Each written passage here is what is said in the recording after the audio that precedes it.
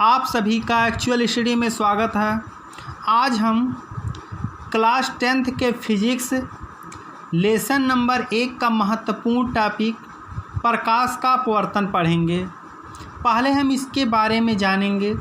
जब प्रकाश की किरण के एक माध्यम से दूसरे माध्यम में जाती है तो अपने मार्ग से विचलित हो जाती है। यानी जब प्रकाश की किरणें एक माध्यम से जाती हैं तो वह अपने मार्ग यानी अपने रास्ते से हट जाती हैं, जिसे प्रकाश का परावर्तन कहते हैं। अब हम इसे चित्र द्वारा बहुत ही आसानी से समझेंगे। जैसा कि चित्र में दर्शाया गया है, वायु से आते हुए एक प्रकाश किरण ए और बी में से जो प्रकाश की किरण आ रही है, यह वायु से ए बी बिंदु बी पर आपतित होती हुई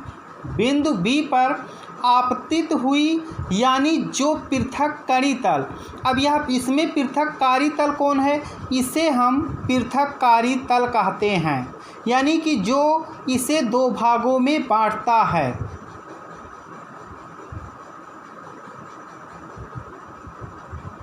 पृथककारी तल इसमें बिंदु बी पर आपतित हुई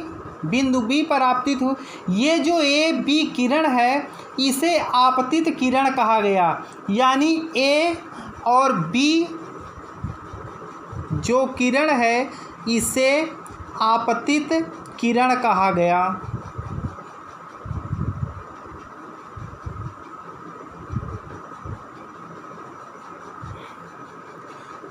तो जब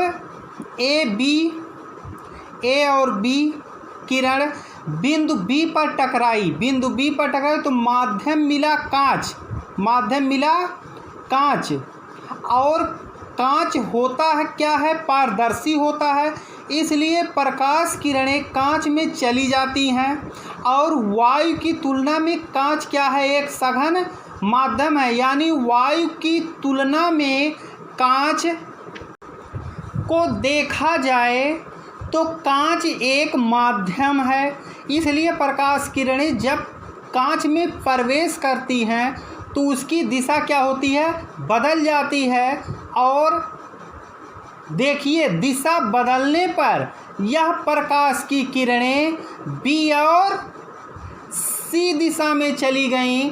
तो जाना चाहिए था सीधे में, लेकिन चली गई दूसरे दिशा में। अब आप लोग यहाँ देख सकते हैं कि ए और बी सी एक सरल सीधी रेखा में नहीं है, बल्कि क्या है?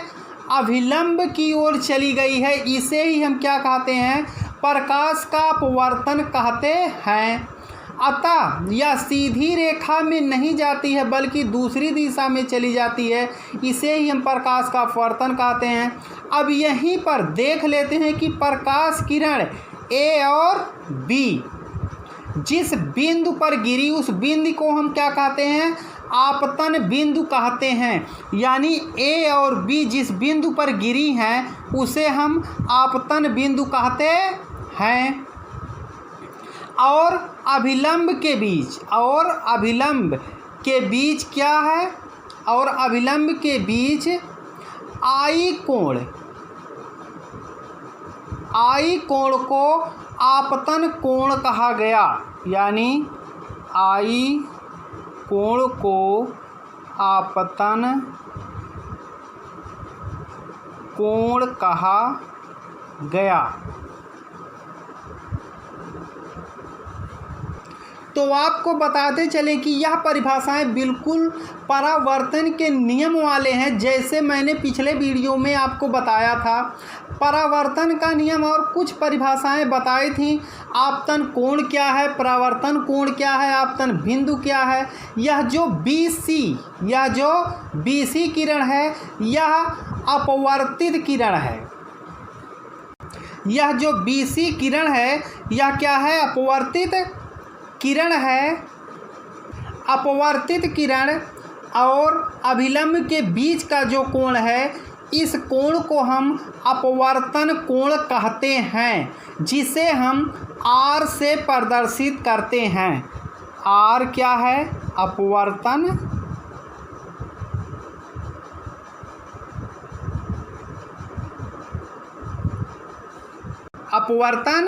कोण है, जिसे स्मॉल r से दर्शाया जाता है। और बताता चलूँ कि प्रकाश की किरण में, मैंने पिछली वीडियो में बताया था कि प्रकाश कोण हमेशा आपतन कोण के बराबर होता है, लेकिन यहाँ पर यदि प्रकाश के अपवर्तन में देखा जाए तो अपवर्तन कोण सामान्यतः आपतन कोण के बराबर नहीं है। अर्थात हम कह सकते हैं कि जो अपवर्तन जो कोण है यह आपतन कोण के बराबर नहीं है। यदि प्रकाश के अपवर्तन में अपवर्तन कोण सामान्यतः आपतन कोण के बराबर नहीं होता है, अपवर्तन कोण या तो आपतन कोण से छोटा होगा या तो उससे बड़ा होगा। ऐसा क्यों होता है इसके बारे में भी मैं आप लोगों को बता देता हूँ। जब प्रकाश की किरण विरल माध्यम से, किस माध्यम से? विरल माध्यम से सघन माध्यम की ओर जाती हैं, मतलब ये कि जब किरण ए और सी किरण वायु से कांच में जाती हैं तो वह अभिलंब की ओर झुक जाती हैं और आपतन कोण का मान अपवर्तन कोण से अधिक हो जाता है। तो जैसा कि आप देख सकते हैं चित्र में, आपतन कोण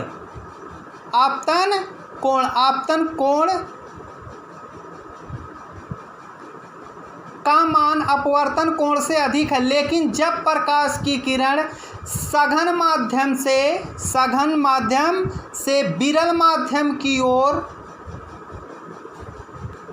जाती हैं, यानी जब कांच से वायु में जाती हैं, पहले क्या था? वायु से कांच में गई, अब कांच से वायु में जाती हैं तो अभिलंब से दूर हट जाती हैं, और जब अभिलंब से दूर हटेंगी तो आपतन कोण का मान अपवर्तन कोण से कम होगा। मतलब जब वायु से कांच की ओर गई तो आपतन कोण अधिक और अपवर्तन कोण कम होता है, और जब कांच से वायु की ओर गई तो आपतन कोण कम और अपवर्तन कोण अधिक होता है। इस तरह से आप लोग इन दोनों चित्रों के माध्यम से समझ गए होंगे, और इस वीडियो को आप लोग कई बार देखिएगा, जिससे कि आप लोग प्रकाश के परावर्तन के बारे में अच्छे से जान सकें।